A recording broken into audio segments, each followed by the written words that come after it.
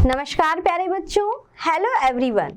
तो कैसे हैं आप सब लोग? बच्चों, आज हम शुरुआत करने जा रहे हैं। हमारा जो टॉपिक है वो है आज क्रिस्टल में घनत्व की गणना। ठीक है, तो हम जो पढ़ रहे हैं वो क्या पढ़ रहे हैं? ठोस अवस्था।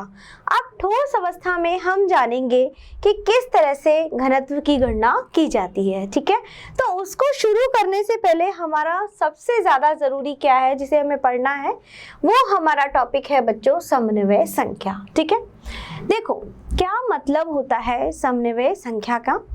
समन्वय संख्या या कोऑर्डिनेशन नंबर या फिर उप सहसंयोजन संख्या भी इसको कहते हैं। इसका अर्थ होता है ये जो अवयवी कण हम पढ़ रहे हैं, हम क्या पढ़ रहे हैं? हम ये पढ़ रहे हैं कि जो क्रिस्टल है, जो संरचना है ठोसों की, वो किससे मिलकर बनी है? अवयवी कणों से।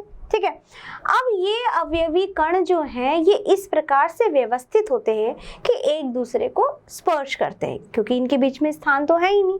हम यही तो पढ़ रहे हैं कि जो ठोस है, ठोसों की जो संरचना है, उसमें उनके कणों के मध्य में स्थान बिल्कुल भी नहीं है तो ना के बराबर बहुत ही छोटा है, जिसे हमने नाम दिया रिक्तियां। ठीक है, अब हम ये जानना चाह रहे हैं कि समन्वय संख्या से क्या तात्पर्य है या क्या मीनिंग है इसका। तो समन्वय संख्या या कोऑर्डिनेशन नंबर का मतलब होता है एक अवयवी कण द्वारा स्पर्श किए गए कणों की संख्या, यानी कि एक कण कितने कणों को स्पर्श करता है उसे हम कहते हैं समन्वय संख्या।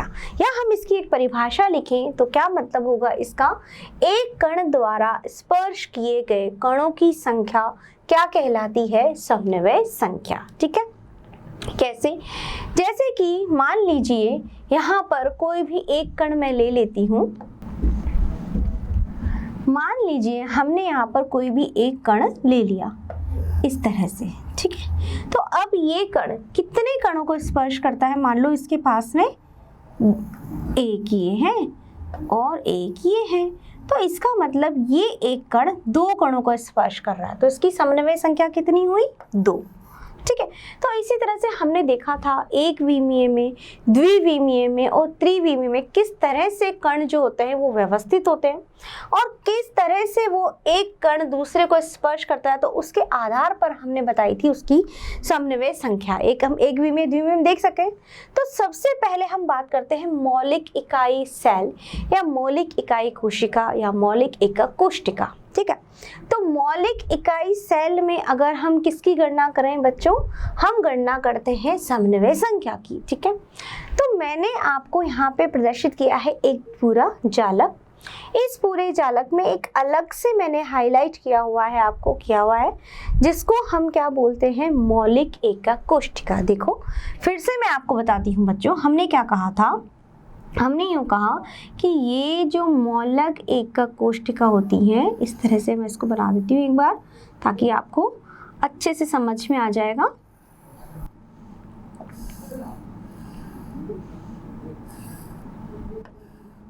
ये हमारी मौलिक एकक कोशिका है। ठीक है, तो इस मौलिक एकक कोशिका या साधारण प्रकार की इकाई कोशिका में हमने क्या जाना था? साधारण प्रकार की इकाई कोशिकाएं हमारी वो होती हैं जिसमें कि अवयवी कण कहाँ उपस्थित होते हैं? कोनों पर, है ना? कितने? ये सारे कोनों पर कोने हैं। तो हमने टोटल कितने कोने बताए थे बच्चे? 8 कोनों पर। ठीक है, ठीक है, तो इस तरह से आप देख सकते हो कि मैंने एक अलग से आपको मौलिक इकाई कोशिका या साधारण प्रकार की इकाई कोशिका को हमने इस चित्र में देखा है। ठीक है, अब इस चित्र में आपको दिखाई दे रहा है कि ये मौलिक इकाई कोशिका में ये जो व्हाइट आपको दिख रहे हैं ये क्या है? इसके अवयवी कण। ठीक है, अब हमें क्या पता करना है? हमें पता करनी इसकी समन्वय संख्या। समन्वय संख्या से मतलब क्या हुआ कि ये एक कण कितने कणों को स्पर्श करता है, वही क्या होगी? इसकी समन्वय संख्या। ठीक है, तो देखते हैं सबसे पहले हम किसमें? मौलिक इकाई कोशिका में। अब यहाँ पे हम ये वाला ले लेते हैं। चलो, ये हमने एक कण ले लिया। ठीक है, अब ये एक कण कितने कणों को स्पर्श कर रहा है? देखिए ये कण एक तो इस वाले कण को स्पर्श कर रहा है, तो कितना नंबर हुआ? नंबर 1। ठीक है, दूसरा ये इस वाले कण को स्पर्श कर रहा है, कितना नंबर हुआ बच्चों इसका? 2। तीसरा ये इस वाले कण को स्पर्श कर रहा है, इसका नंबर कितना हुआ? 3। इसके बाद ये ऊपर जाके इस कण को स्पर्श कर रहा है तो 4, फिर इधर इस कण को स्पर्श कर रहा है तो 5, और फिर यहाँ एक और इस कण को जाके स्पर्श कर रहा है तो कितना हुआ टोटल 6। यानी कि कहने का मतलब क्या है कि अगर मैं मौलिक इकाई कोशिका या साधारण प्रकार की इकाई कोशिका की बात करती हूँ तो ये साधारण प्रकार की इकाई कोशिका में एक अवयवी कण 6 कणों को स्पर्श कर रहा है। तो इसके लिए मेरी समन्वय संख्या कितनी हुई? समन्वय संख्या कितनी हुई बच्चों? 6। और इसी के लिए हमने अवयवी कणों की संख्या भी देखी थी, और अवयवी कणों की संख्या कितनी है साधारण प्रकार में?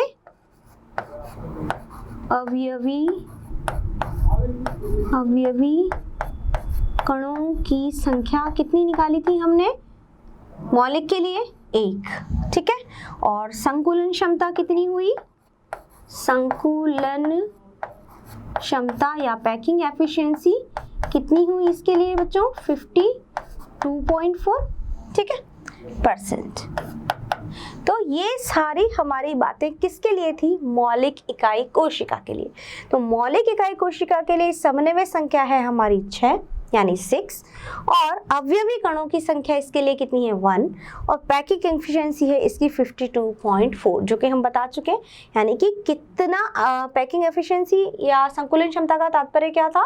इसका मतलब ये है कि यह कितनी स्थान घेरता है, यानी कि इस पूरे जालक में अगर हम बात करें तो इकाई कोशिका के कणों द्वारा घेरा गया स्थान हमारा क्या कहलाता है? संकुलन क्षमता, ठीक है बच्चों। तो ये हमारी सभी थी किसके बारे में? ये थी मौलिक इकाई कोशिका के बारे में। नेक्स्ट अगला देखते हैं हमारा। नेक्स्ट हमारा आता है क्या? समन्वय संख्या HCP और CCP के लिए, ठीक है।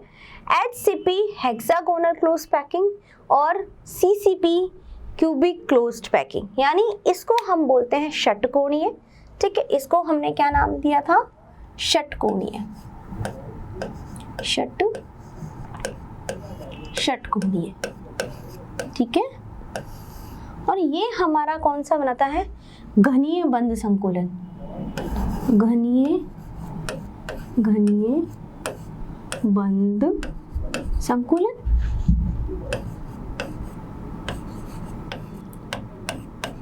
ठीक है बच्चों। अब देखो इसमें मैंने देखा था, हमने अगर हम बात करते हैं षटकोणीय में सबसे पहले किसकी हम बात करते हैं? समन्वय संख्या की। किसकी बात करेंगे? हम बात करते हैं समन्वय संख्या, ठीक है। अब समन्वय संख्या मतलब एक कण कितने कणों को स्पर्श कर रहा है, यही हमारी क्या है? समन्वय संख्या। तो सबसे पहले मैं इसमें से मैंने मान लो ये वाला ले लिया कण, जो अलग से आपको येलोइश कलर दिख रहा है इसमें, ये मैंने एक कण ले लिया है, ये वाला एक कण मैंने कंसीडर कर लिया है, ठीक है। अब ये कण कितने कणों को स्पर्श कर रहा है? देखिए ये कण कर रहा है, एक तो इसको स्पर्श कर रहा है 1, इसको 2, 3, 4, 5 और 6, यानी 6 तो इन कणों द्वारा ये बंधा हुआ है। यानी कि कहने का मतलब क्या है कि ये एक कण इन 6 कणों को स्पर्श कर रहा है, ठीक है। अब इसके अलावा भी देखो रिक्ति बना रहा है, यानी एक ट्राइंगल इधर और एक ट्राइंगल इधर, सीधी तरह का ट्राइंगल बन रहा है। अब यहाँ पर कितने कण हैं? यहाँ पर है मेरे 1, 2, 3 कण, और वहां भी कितने हैं मेरे? 1, 2 और 3, 1, 2, 3, 1, 2, 3, 1, 2, 3, यानी कितने हुए? 3 + 3 6, और फिर 6, तो टोटल कितना हुआ? 12। यानी कि इसकी समन्वय संख्या कितनी हुई बच्चों? 12। कितनी हुई? 12। तो यहाँ पर अगर हम बात करें षटकोणीय की तो इसकी समन्वय संख्या कितनी है? 12, यानी कि 12। कहने का मतलब है कि यह एक कण इन सब 12 कणों को स्पर्श कर रहा है, तो इसकी समन्वय संख्या हो गई है 12, ठीक है। अब हम बात करते हैं घनीय बंध संकुलन। घनीय बंध संकुलन में क्या बनता है? हमारा फलक केंद्रित बनती है। संरचना कौन सी बन रही है इकाई कोशिका? फलक केंद्रित, फलक केंद्रित इकाई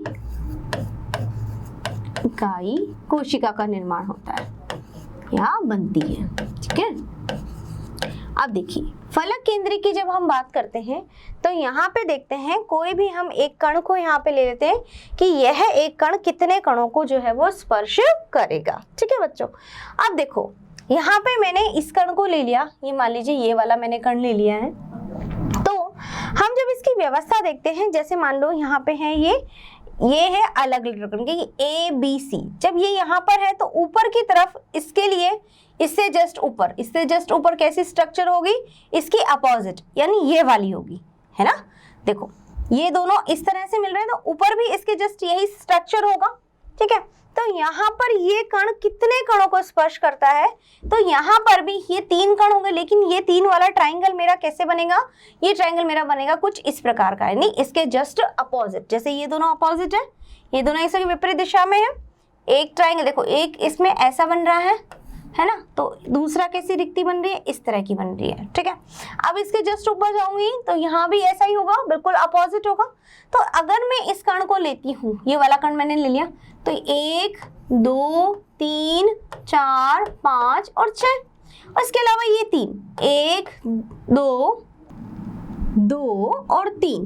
ठीक है, तो यहाँ पर ये कितने कणों को स्पर्श कर, अब इसके ऊपर भी जस्ट ऐसा ही होगा। ठीक है, इसके ऊपर भी क्या बन रहा होगा, एक ट्राइंगल बन रहा होगा, यानी 3 गोले इसके जस्ट ऊपर होंगे। किस तरह से होंगे, इस तरह से होंगे, इसके ऊपर 3 गोले होंगे ऐसे, यूं और यूं। तो ये भी ऊपर और 3 गोलों को टच कर रहा है, ऊपर और 3 है, तो कितने में 3 + 3 और 6, यानी यहाँ भी समन्वय संख्या कितनी हुई मेरी, समन्वय वे संख्या कितनी हुई, यहाँ भी मेरी 12 हुई। ठीक है बच्चों, तो यानी कि अगर मैं दोनों की ही बात करूं, चाहे HCP हो या CCP हो, दोनों ही केस में समन्वय संख्या मेरी कितनी आ रही है, 12, यानी कि 12। क्यों, कहने का मतलब क्या है कि एक कण जो है वो 12 कणों को टच कर रहा है या स्पर्श कर रहा है। बिल्कुल ऐसा ही इसमें भी हो रहा है, घनीय बंध संकुलन फलक केंद्रित इकाई कोशिका बनाता है, तो इसमें भी समन्वय संख्या मेरी कितनी आ रही है, 12। तो इसमें क्या होता है, ये ट्राइंगल अपोजिट डायरेक्शन में रहते हैं, तो इस तरह से ये एक दूसरे को स्पर्श करता है, ये ऊपर 3 नीचे 3, तो टोटल कितने हो गए, 12। तो ये तो थी इसके लिए हमारी समन्वय संख्या। इनके लिए हम लोग पहले से ही ज्ञात कर चुके हैं कणों की संख्या, अवयवी कणों की संख्या कितनी निकाली थी बच्चों हमने, अवयवी कणों की संख्या षटकोणीय के लिए कितनी होती है, 6। ठीक है, और संकुलन क्षमता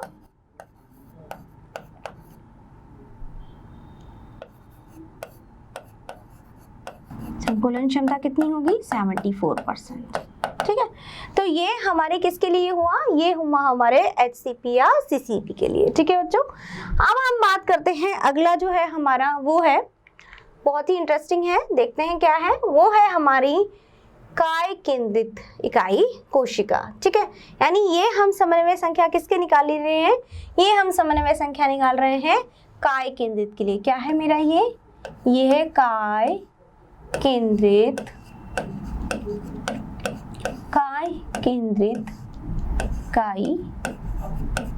इकाई कोशिका।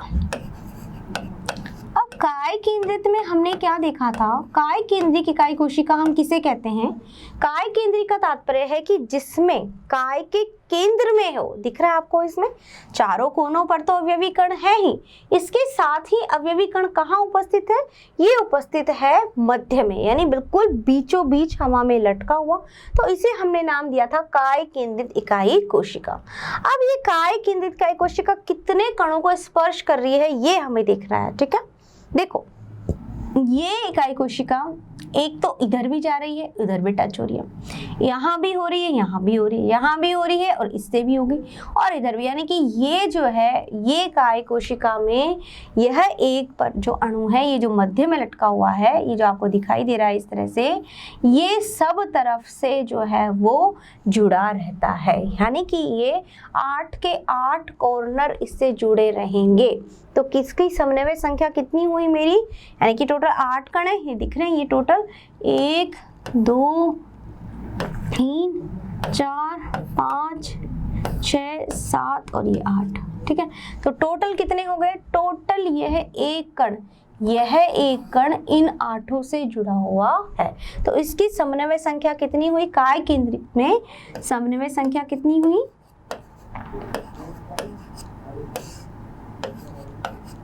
समन्वय संख्या होती है इसकी 8, ठीक है। और इसके लिए हमने क्या ज्ञात किया था? इसके लिए अवयवी कण कितने होंगे? अवयवी कण कितने हमने ज्ञात किए? वो थे हमारे 2, ठीक है। ये अवयवी कणों की संख्या थी। और इसकी संकुलन क्षमता कितनी है हमारी?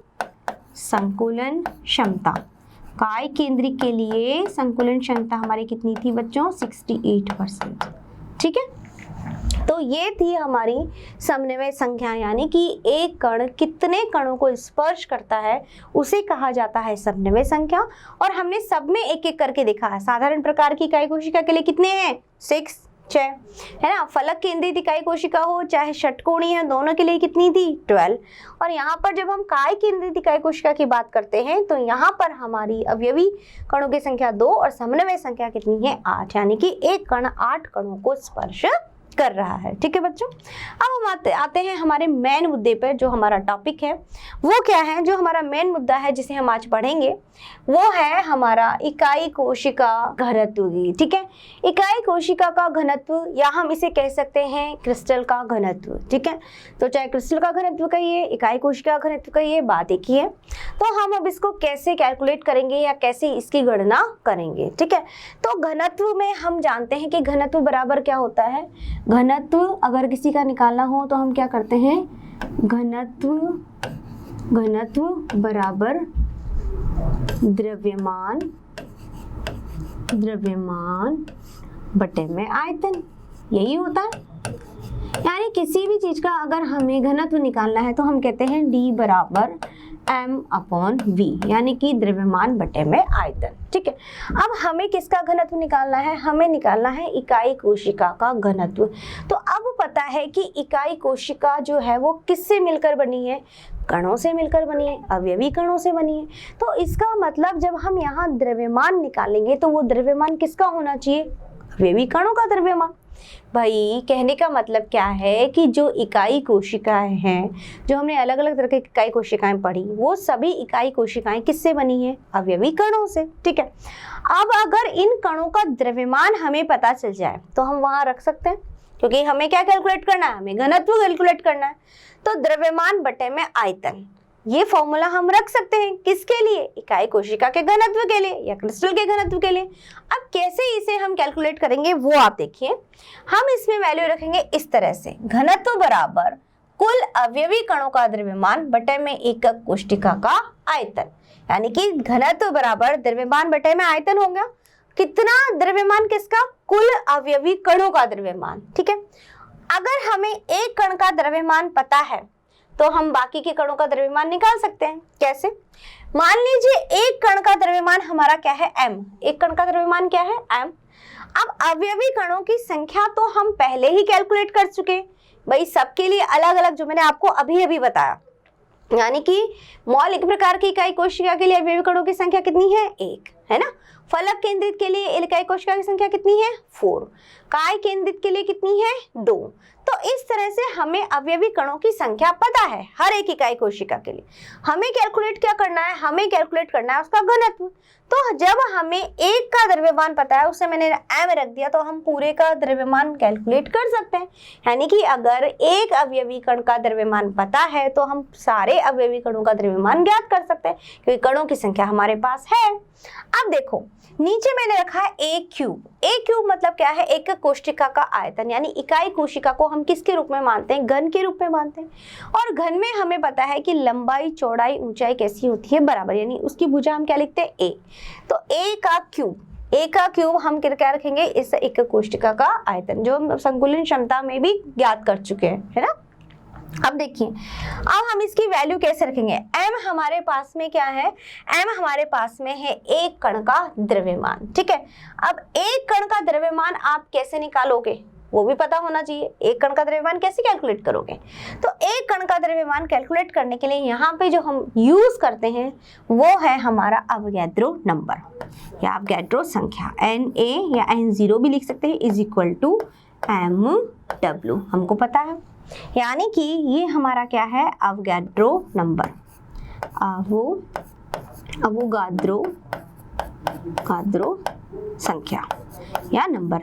यानी कि हम कहते हैं कि कोई भी हम बात करते हैं अणु की, तो उसमें जितने भी कण हैं उनको हम बोलते हैं अवोगाड्रो नंबर, है ना, कि अवोगाड्रो संख्या के बराबर उसमें कणों की संख्या है।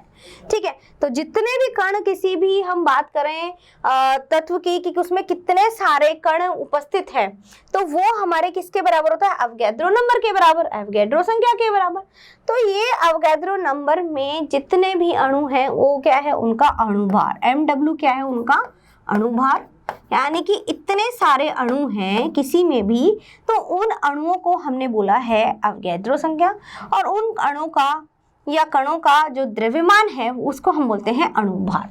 तो एक का हमें निकाला, एक कण का द्रव्यमान, इतने कणों की संख्या है, मान लो 10, 12, 20, 25 जो भी है, जो अवोगाड्रो संख्या का हमें नंबर पता होता है, फिक्स वैल्यू होती है इसकी, है ना, 6.023 × 10⁻23। ये हमारी है अवोगाड्रो संख्या की या अवोगाड्रो वैल्यू की वैल्यू।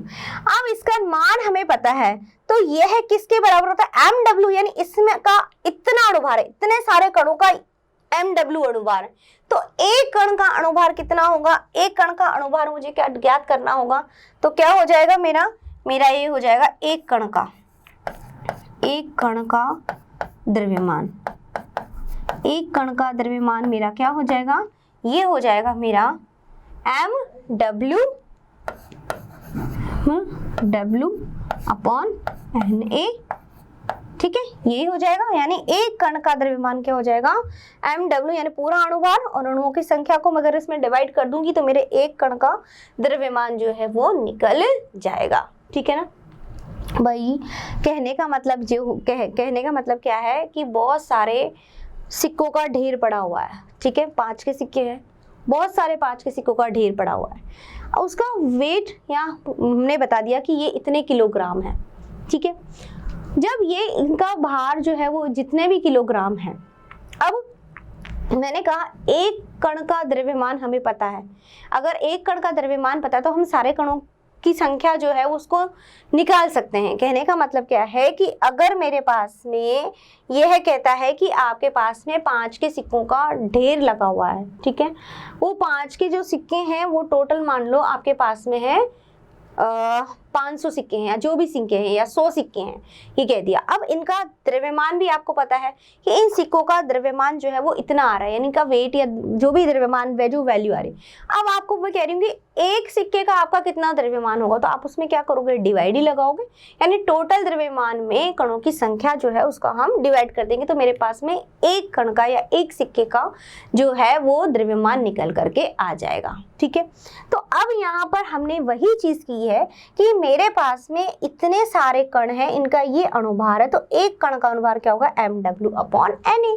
ठीक है, अब मैं वैल्यू यहाँ पे पुट कर देती हूँ, तो अब वैल्यू पुट करने पर मेरी घनत्व क्या होगा, D बराबर Z। देखो Z यहाँ पर क्या है, Z है यहाँ पे, ये है मेरी कणों की संख्या, यानी अवयवी कणों का मान हर एक इकाई कोशिका के लिए। ठीक है, इनटू ये अपॉन मेरा AQ, यानी इकाई कोशिका का आयतन मल्टीप्लाइड बाय एक कण का द्रव्यमान। क्या है मेरा एक कण का द्रव्यमान, MW अपॉन Na, ये वैल्यू है। ठीक है, यानी कि Z क्या है, मेरे अवयवी कणों की संख्या। ठीक है, ये मेरा है एक कण का द्रव्यमान, एक कण का द्रव्यमान। ठीक है, और ये है मेरा इकाई कोशिका का आयतन, ये आयतन। ठीक है, और ये है मेरे यहाँ पे कणों की संख्या, यहाँ पे लिखती हूँ मैं कणों की संख्या, यानी कितने कण उपस्थित हैं। ठीक है, कणों की संख्या। सो देख देते हैं दोबारा,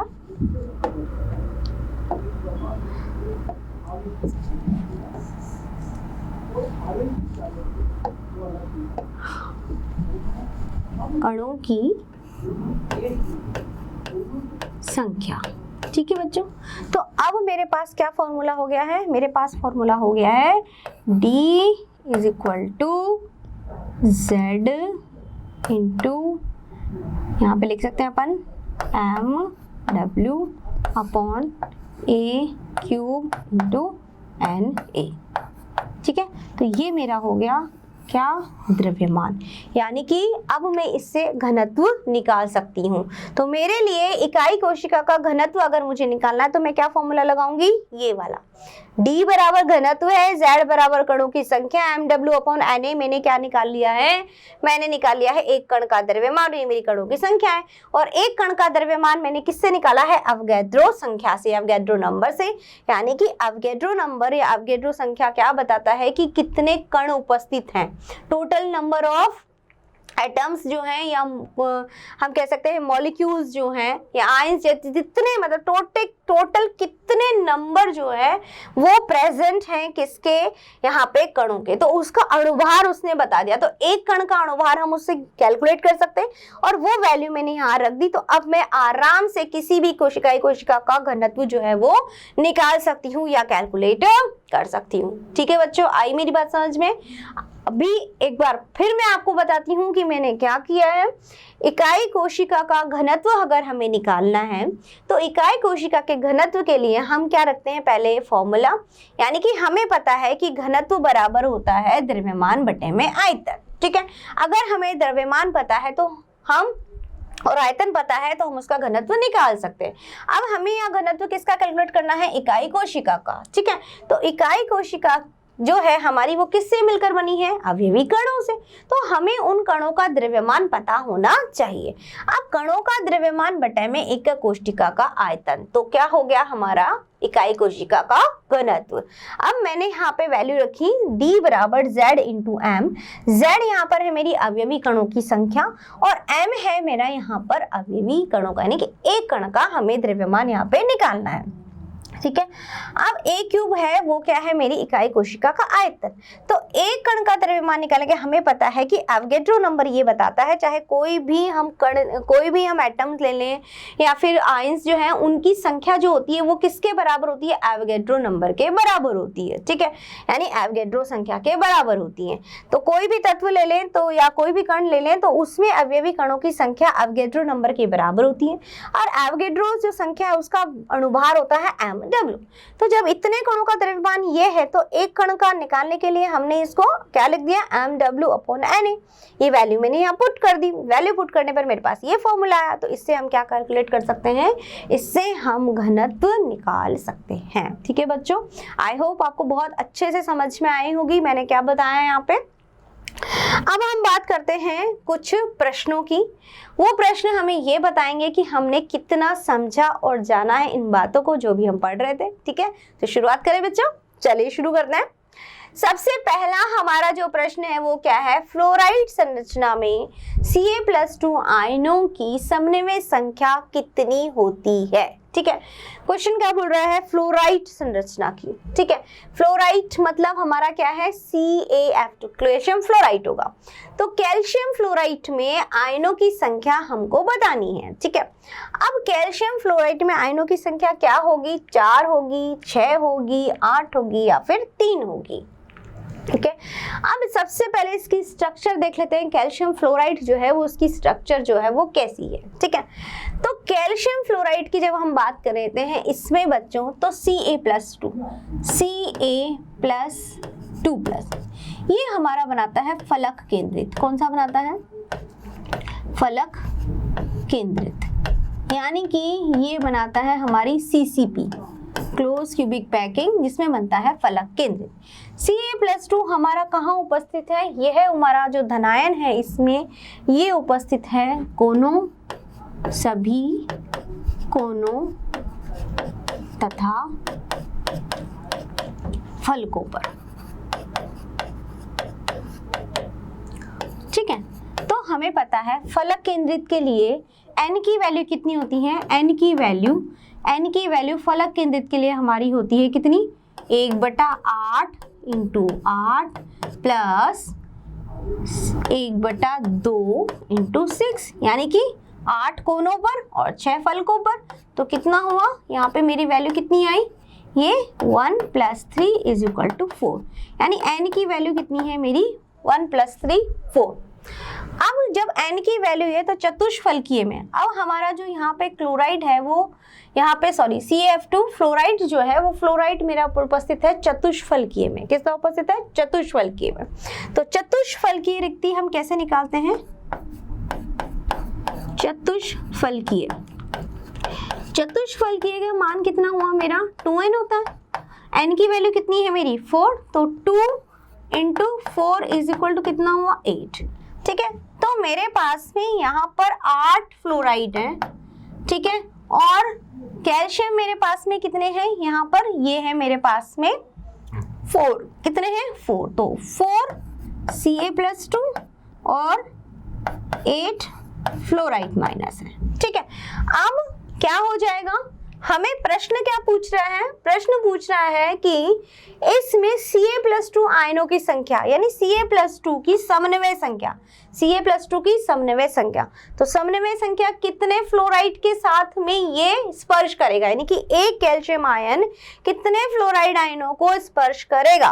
तो ये चतुष्फल की रिक्ति में है, तो यहाँ पर इसको मैं क्रॉस कर दूं तो मेरे कैल्शियम कितने हो जाएंगे, इसका अनुपात कितना हो जाएगा 8 अनुपात फ्लोरीन किसको करेगा टच 4 को। ठीक है, तो कैल्शियम के लिए मेरी समन्वय संख्या कितनी हो गई बच्चों 8 हो गई। ठीक है, यानी कि कहने का मतलब क्या है कि इस स्ट्रक्चर में Ca+2 आयनों की समन्वय संख्या हमको बतानी थी। समन्वय संख्या का मतलब क्या कि ये कितने फ्लोराइड आयनों को टच करेगा या स्पर्श करेगा।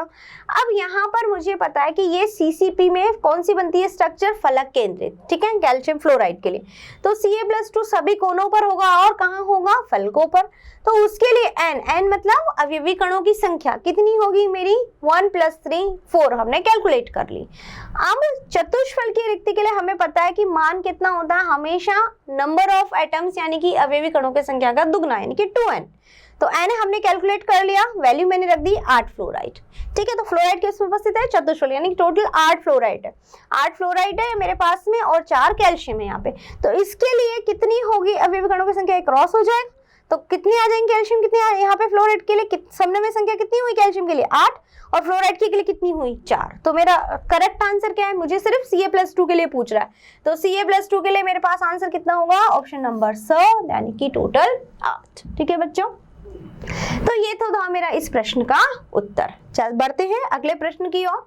अगला क्वेश्चन हमें क्या कहता है, अगला क्वेश्चन कहता है एकक स्काई कोशिका में घनत्व निकालने का सूत्र क्या है। हमने अभी अभी देखा है, देखते हैं क्या सूत्र है, A³ × N0 upon N × M, N × M upon A³ × N0, या फिर A³ × M upon N × N0 gram centimetre cube, है ना, या फिर मेरे पास में है M × N0 upon A³ × N gram centimetre inverse. तो अब देखो यहाँ पर हमने अभी अभी फॉर्मूला निकाला था, यहाँ पे N0 मेरा क्या है, एवोगैड्रो नंबर। तो हमने क्या निकाला था फॉर्मूला, हमने फॉर्मूला ये निकाला था कि D बराबर हमारा है Z × M अपॉन, यानी कि M अणुभार अपॉन में A³ × Na, यानी एवोगैड्रो नंबर। तो Z हम N भी लिख सकते हैं, इसको नंबर ऑफ एटम्स है N से भी डिनोट कर सकते हैं, और Na N0 यानी एवोगैड्रो नंबर को N0 से भी डिनोट कर सकते हैं। तो हमारा ये फॉर्मूला कहाँ पे शो हो रहा है, ये मेरा शो हो रहा है ऑप्शन नंबर बी में, यानी ब ऑप्शन जो है वो मेरा करेक्ट आंसर है। किसी भी यूनिट सेल का घनत्व निकालने का सूत्र क्या होता है, ये वाला D = Z × M, यानी Z जो है इसे हम A से N से प्रदर्शित कर सकते हैं और Na को N0 से भी प्रदर्शित कर सकते हैं। ठीक है बच्चों, तो ये है हमारा सही उत्तर।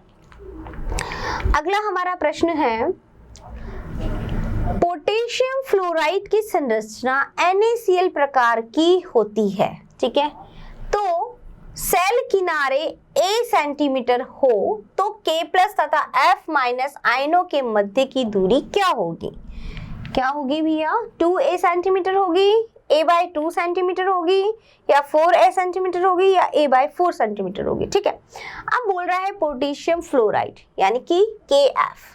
अब पोटेशियम फ्लोराइड की संरचना NaCl के हमारी ये जो संरचना होती है यानी कि ये KF पोटेशियम फ्लोराइड की संरचना क्या हुई मेरी, ये होती है NaCl प्रकार की। तो NaCl की कौन सी होती है, सोचिए।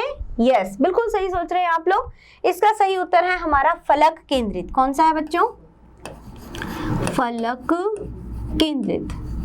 तो संरचना कौन सी हुई, संरचना हुई हमारी फलक केंद्रित प्रकार की।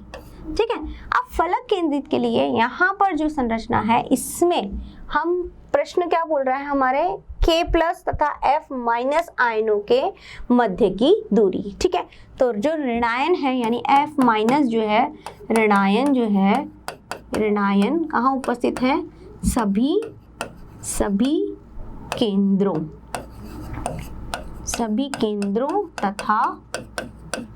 तथा फलकों पर। ठीक है, अब धनायन कहाँ होगा, देखो इसकी जो स्ट्रक्चर होगी वो इस तरह से है।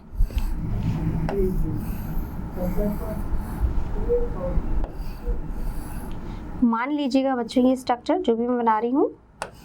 ठीक है, आप देखो यहाँ जो ये स्ट्रक्चर है इसमें यहाँ पर ये हमारे यहाँ पर सब जगह यहाँ पर क्या प्रेजेंट है, यहाँ पर मेरे प्रेजेंट है फ्लोराइड यहाँ पर। अब बात आती है K+ की। K+ जो होगा वो मेरा होगा अंतराल पर उपस्थित, अष्टफलकीय अंतराल, अष्टफलकीय अंतराल पर। ठीक है, यानी कि कहाँ पर होगा, ये होगा भुजाओं के मध्य में, भुजाओं पे यानी कि भुजा पर। तो टोटल भुजाओं के मध्य, भुजा के मध्य। अब टोटल कितनी भुजाएं होती हैं, टोटल है 12 भुजा, यानी कि यहाँ पर है ना, इस तरह से यहाँ पर क्या उपस्थित होंगे, यहाँ पर उपस्थित होंगे मेरे K+। ठीक है, तो यहाँ पर क्या उपस्थित है, K+, यहाँ पे है F-, यहाँ पे भी F-। तो अब ये कह रहा है कि इन भुजाओं के मध्य, यानी भुजाएं कितनी है, टोटल 12 भुजाएं होती हैं। इन भुजाओं के मध्य में यहाँ पर अंतराल में, अष्टफल के अंतराल पर मेरे यहाँ पर क्या उपस्थित है, यहाँ उपस्थित है मेरा पोटेशियम। ठीक है, अब क्वेश्चन क्या कहता है कि K+ और F- के बीच की डिस्टेंस कितनी है, जबकि भुजा हमें कितनी दी हुई है, ये दी हुई है A सेंटीमीटर, यानी कि ये पूरी वैल्यू कितनी है बच्चों, A सेंटीमीटर। तो जब ये वैल्यू A सेंटीमीटर, तो इनके बीच की वैल्यू कितनी हो जाएगी, इसकी हाफ। तो मेरा आंसर क्या होना चाहिए, मेरा आंसर होना चाहिए इसका A/2 यानी A की हाफ। तो सही करेक्ट आंसर क्या होगा, A/2 सेंटीमीटर, ऑप्शन नंबर ब। ठीक है, तो सही उत्तर क्या हुआ, A/2 ऑप्शन नंबर ब, यानी कि पोटेशियम फ्लोराइड की संरचना NaCl प्रकार की होती है और इसके किनारे अगर A सेंटीमीटर है तो K तथा F- आयनों के मध्य की दूरी कितनी होगी, ये होगी मेरी A/2। ठीक है बच्चों, चलिए अगला प्रश्न करते हैं। अगला हमारा जो प्रश्न है वो क्या कहता है, वो कह रहा है 100 ग्राम FCC क्रिस्टल जिसका घनत्व D हमें दिया हुआ है, यानी घनत्व हमें दिया हुआ, देखो कोर 100 pm है, पिकोमीटर के बराबर है, इसमें परमाणुओं की संख्या क्या होगी, 4 × 10⁻25, 3 × 10⁻25, 2 × 10⁻25 या 1 × 10⁻25। ठीक है, अब हमारे पास में यहाँ पे सबसे पहले तो हम देख लेते हैं कि हमारे जो वैल्यू कैलकुलेट करते हैं हम घनत्व की, D की वैल्यू हम क्या कैलकुलेट करते हैं, D = Z अपॉन, यानी Z × M/AQ × NA, यही रहता है। अब हमारे पास में क्या क्या दिया हुआ है, वैल्यू देख लेते हैं। हमारे पास में D दिया हुआ है, D कितना दिया हुआ है बच्चों, हमारे पास D दिया हुआ है 10 ग्राम सेंटीमीटर क्यूब। ठीक है, नेक्स्ट हमें क्या दिया हुआ है, A दिया हुआ है, A की वैल्यू कितनी दी हुई है, 100 पिकोमीटर, 100 पिकोमीटर। तो इसको सेंटीमीटर में कन्वर्ट करेंगे, तो सेंटीमीटर के लिए हमें पता है क्या होता है, 10⁻⁻10 सेंटीमीटर होता है, is equal to 1 picometre, is equal to क्या देती हूँ, इज इक्वल टू 1 पिकोमीटर। ठीक है, यानी 10 से पावर -10 इज इक्वल टू हमारे बराबर होता है 1 पिकोमीटर के। तो यहाँ पर 100 pm है, तो A बराबर मेरी वैल्यू क्या हो जाएगी, ये वैल्यू हो जाएगी 1 × 10⁻⁸ सेंटीमीटर। ठीक है, मैंने इसको कन्वर्ट कर दिया। अब यहाँ पर मुझे और क्या दिया हुआ है, मेरे पास में m की वैल्यू, d भी मुझे दिया हुआ मिल गया, z मुझे पता ही है, z की वैल्यू मेरे पास में FCC के लिए z कितना होता है मेरा, FCC के लिए z होता है 4, यानी नंबर ऑफ एटम्स कितने होते हैं फलक केंद्रित में, 4। अब फलक केंद्रित में मेरे पास में 4 टोटल नंबर ऑफ एटम्स, यानी 4 टोटल नंबर ऑफ एटम्स है। अब वैल्यू किसकी रह गई हमारे पास, Na, और Na आपको पता है कितना होता है, 6.023 × 10⁻23। ठीक है, अब ये सारी वैल्यू हम यहाँ रख दें। अब हमारे पास तो D के बराबर पूछा क्या है, हमें पूछा है परमाणुओं की संख्या। तो इसके लिए क्या करेंगे, जब हमारे पास में D गिवन है तो क्या हो जाएगा बच्चों, हमें ये निकालना है सबसे पहले। ठीक है, M द्रव्यमान, ये हमारे पास गिवन नहीं है, तो अब ये वैल्यू निकालेंगे तो हम इजीली जो है वो परमाणुओं की संख्या निकाल पाएंगे। तो अब इसके लिए क्या कर देंगे, क्रॉस मल्टीप्लिकेशन। ठीक है, अब मेरे पास M निकालना है, तो M बराबर मेरे पास में क्या हो जाएगी वैल्यू, मेरे पास में वैल्यू हो जाएगी D × A³ × Na/m, यानी कि Z। ठीक है, अब मैंने m की वैल्यू यहाँ पे कैलकुलेट करना है। D मेरे पास कितना है 10, इंटू A की वैल्यू मेरे पास कितनी है 1 × 10⁻⁻8 का क्यूब। Na यहाँ पे मैंने ये वैल्यू रख दी 6.023 × 10⁻23। ठीक है, अब यहाँ पे नीचे वैल्यू किसकी रख देंगे, Z कितना है मेरे पास इसके लिए 4। ठीक है बच्चों, और जब मैं इसको पूरे को सॉल्व करूंगी तो मेरे पास m की वैल्यू कितनी आएगी 1.505। ठीक है, मेरे पास वैल्यू आएगी 1.505। अब मुझे क्या निकालना है, मुझे निकालना है परमाणुओं की संख्या। ठीक है, तो परमाणुओं की संख्या निकालने के लिए मैं क्या करूंगी, किसमें निकालना है परमाणुओं की संख्या, 100 ग्राम में। ठीक है, 100 ग्राम में, तो 100 ग्राम में परमाणुओं की संख्या निकाली। ठीक है, अब टोटल नंबर ऑफ अणु किसके बराबर होते हैं, अवगैड्रो संख्या के। तो अवगैड्रो संख्या में जब कितने हैं मेरे पास में इतना है, अवगैड्रो संख्या का द्रव्यमान इतना है, यानी कि 6.023 × 10⁻23 अपॉन कितना है 1.505, और कितने ग्राम है 100 में। तो मेरे पास इसकी वैल्यू आएगी, टोटल आएगी मेरे पास 4 × 10⁻25। तो मेरा सही आंसर क्या होगा बच्चों, कहाँ दिख रहा है मुझे answer, option number 1, 4 × 10⁻25। This is my right answer for this question. ठीक है, यानी इस प्रश्न के लिए ये मेरा सही उत्तर है। तो समझ में आया आपको, हमने किस तरह से किसकी गणना कर ली, यहाँ पे हमने परमाणुओं की संख्या निकाल ली। ठीक है, यानी कि इस क्रिस्टल में हमें घनत्व भी दिया हुआ है, हमें भुजा भी दी हुई है, हमें सिर्फ परमाणुओं की संख्या निकालनी। तो मैंने सबसे पहले क्या रखा, फॉर्मूला रखा, फॉर्मूले में मैंने सारी वैल्यू पुट कर दी। अब वैल्यू पुट करने के बाद में हमारे पास में यहाँ पे क्या आ गया, ये द्रव्यमान आ गया। ठीक है, अब हम जब ये द्रव्यमान इतने कणों का, तो 100 ग्राम में परमाणुओं की संख्या कितनी होगी। ठीक है, तो वो मेरे पास वैल्यू कैलकुलेट करने पे निकल के आ गई है, कितनी है 4 × 10⁻25। ठीक है बच्चों, चलिए अगला हमारा प्रश्न क्या है, अगला हमारा प्रश्न है, नीचे दिए गए आयनिक यौगिकों के क्रिस्टलों में जिसमें धनायन तथा ऋणायन के केंद्र में अधिकतम दूरी होगी।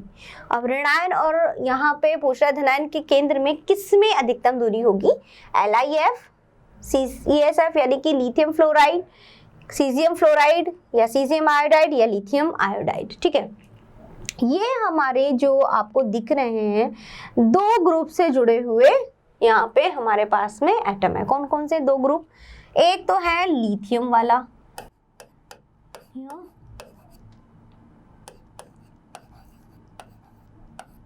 ठीक है, दूसरा हमारा है यहाँ पर हैलोजन ग्रुप, यानी कि फ्लोरीन क्लोरीन, ब्रोमीन और आयोडीन। ठीक है, अब ये बोल रहा है कि किसके धनायन और ऋणायन के बीच में दूरी जो होगी वो ज्यादा होगी। ठीक है, अब देखो धनायन और ऋणायन जो भी है बच्चों, इनका जो आयनिक त्रिज्या होती है, जो इनका साइज होता है, हमें पता है कि पीरियोडिक टेबल्स की जब हम बात करते हैं, यानी आवर्त सारणी की अगर हम बात करें, किसकी बात करें, आवर्त सारणी,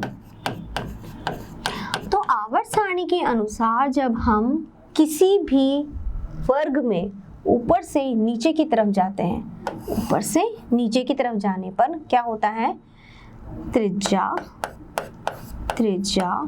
बढ़ती है, यानी कि आकार बढ़ता है। ठीक है, और अगर हम इस तरह से जाते हैं, दाएं से बाएं जाते हैं, तब उस केस में आकार घटता है। ऐसा क्यों होता है ये पता ही है आप लोगों को, क्योंकि यहाँ से यहाँ जाने पर एक नंबर ऑफ शेल्स जो होते हैं वो बढ़ते जाते हैं। तो नंबर ऑफ शेल्स बढ़ते हैं तो नाभिक से दूरी बढ़ती है, और नाभिक से दूरी बढ़ती है तो आकर्षण कम होता है और साइज जो होता है वो बड़ा हो जाता है। लेकिन जब हम दाएं से बाएं से दाएं जाते हैं, तब उस केस में क्या होता है कि साइज छोटा होता है, क्योंकि एक ही कोशिका में इलेक्ट्रॉन भरते जाते हैं। जब एक ही सेल में इलेक्ट्रॉन या एक ही कोश में जब इलेक्ट्रॉन भरते हैं, तब वहां पर क्या होता है, इलेक्ट्रॉनों को आकर्षण उतना ही ज्यादा बढ़ता चला जाता है, किसकी तरफ, नाभिक की तरफ, और साइज क्या हो जाता है, छोटा हो जाता है। अब हमारे पास में ये बोल रहा है कि इनमें धनायन और ऋणायन में किसमें जो है वो साइज जो होगा वो कैसा होगा, हमारा बड़ा होगा, यानी कि इनके बीच में दूरी, डिस्टेंस ज्यादा होगी। अब डिस्टेंस ज्यादा कब होगी, डिस्टेंस ज्यादा जब होगी जब इनके मध्य ये जो दूरी है वो कब ज्यादा होगी, जब इनका साइज कैसा होगा, ज्यादा होगा, बड़ा होगा। तो हमें पता है, अगर मैं इसमें बात करूं सीजियम, इन सब में सबसे बड़ा साइज किसका है, सीजियम का सबसे ज्यादा साइज, और यहाँ पे मेरा आयोडीन का सबसे बड़ा साइज है। और जब मैं इन दोनों के साथ में बाइंड करके, और अगर कोई मैंने यहाँ पे बॉन्ड बन गया, यहाँ पे मेरा सीजियम आयोडाइड बन गया, तो यहाँ पे पता है कि मुझे इसका भी साइज ज़्यादा है, इसका भी साइज ज़्यादा, तो सीधी सी बात है कि उनके बीच की दूरी भी उतनी ही ज़्यादा होगी। ठीक है बच्चों, दोबारा मैं फिर से आपको बता रही हूँ कि जब हम ग्रुप में या वर्ग में ऊपर से नीचे की तरफ जाते हैं तो आकार बढ़ता है, त्रिज्या बढ़ती है। तो इस तरह से लिथियम वाले ग्रुप में जो सीजियम, उसका सबसे बड़ा आकार हुआ, और फ्लोरीन वाले यानी हैलोजन ग्रुप में सबसे बड़ा आकार मेरा आयोडीन का हुआ। और जब मैं इन दोनों के बीच बॉन्ड बनाऊंगी तो दोनों का आकार बड़ा होने के कारण क्या होगा, इनके मध्य की दूरी उतनी ही अधिक होगी। ठीक है, तो मेरा सही उत्तर इसके लिए क्या होगा, सीजियम आयोडाइड, CSI। ठीक है बच्चों, तो ये हमारी बात थी सारी किसके बारे में, क्रिस्टल के घनत्व के बारे में और समन्वय संख्या के बारे में। तो हमने ये देखा कि किस तरह से हम समन्वय संख्या जो है वो कैलकुलेट कर सकते हैं, ज्ञात कर सकते हैं, और साथ ही साथ घनत्व की गणना भी हमने सीखी कि किस तरह से हम जो है वो घनत्व ज्ञात कर सकते हैं, किसका, क्रिस्टल का या फिर इकाई कोशिका का। ठीक है, तो घनत्व निकालने के लिए हमें क्या याद होना चाहिए, उसका फॉर्मूला। ठीक है, फिर आप आराम से निकाल सकते हो। तो आई होप, मुझे लगता है कि आप लोगों ने मेरे साथ बहुत अच्छे से एंजॉय किया और समझा इस चीज़ को। तो समझने के लिए और मुझे देखने के लिए धन्यवाद। Thank you everyone.